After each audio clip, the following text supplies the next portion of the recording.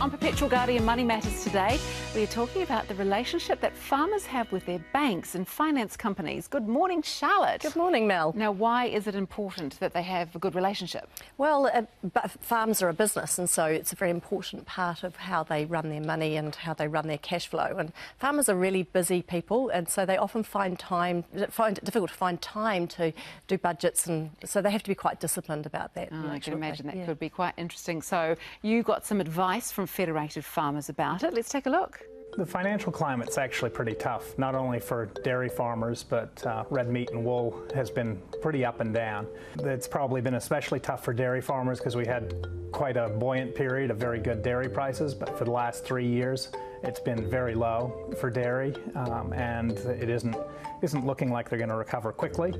The banks and finance companies have actually been quite good so far dealing with farmers. They realize that it's quite difficult, and they've been accommodating. The really important thing is actually communicating with your bank and keeping open lines of communication, so that if you've got a small problem coming up, they know about it, so that small problems actually don't then turn into big problems. The other thing that's quite helpful is actually having an up-to-date budget and reviewing that regularly with the banks. They just like to be kept informed, so they don't like surprises. In Federated Farmers' latest banking survey, people are generally pretty happy. The group that probably started being less happy with their banking situation was the share milkers. That's probably understandable given that they've got equity that moves up and down quite rapidly, and the price of a cow has dropped quite dramatically, so they're in a tough spot. On the positive side, interest rates still seem to be creeping down. Also, we're seeing a slight uptick in people that feel there's a bit of undue pressure from the banks, but that's off of a very low base, so it's not a widespread problem. The quality of communication is another thing that we're seeing a slight slip in. I think as the prolonged period goes on, possibly people are sort of dropping the ball a bit and not keeping the communication up, but it's a two-way street, so the bank should be communicating with you, but it's always your opportunity to communicate with the bank as well, just to keep them appraised of what's going on. If you're not happy with how your bank's going, it's actually quite a competitive market, so you should always feel free to shop around. So you can go out if you've got more debt coming up or you want a different arrangement, go out and shop at other banks.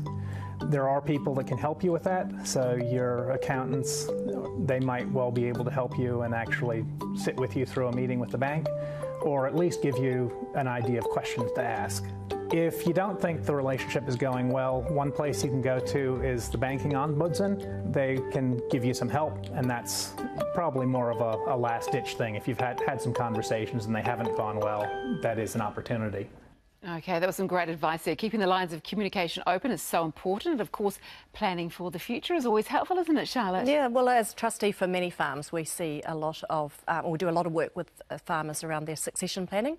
And we go with them to their banks and we can help them with any of that sort of process, and we try and keep them communicating. What is the succession planning? Is it generally through the family? Or? So, well, sometimes it's through families, but a lot of farms are now quite big corporations, really, and so the families all have quite complex shareholdings. So each farm is different and each family's plan is different. So a trust is the way that we handle a lot of that, because if you have just a will, then it's quite prescribed as to what you can do, and not everybody in the family wants to continue farming. So not necessarily. You may want to go off, be a hairdresser and not be a farmer. Fair enough too. Exactly. And we love our partnership with Federated Farmers. It's really important for us and really important the way we all work together.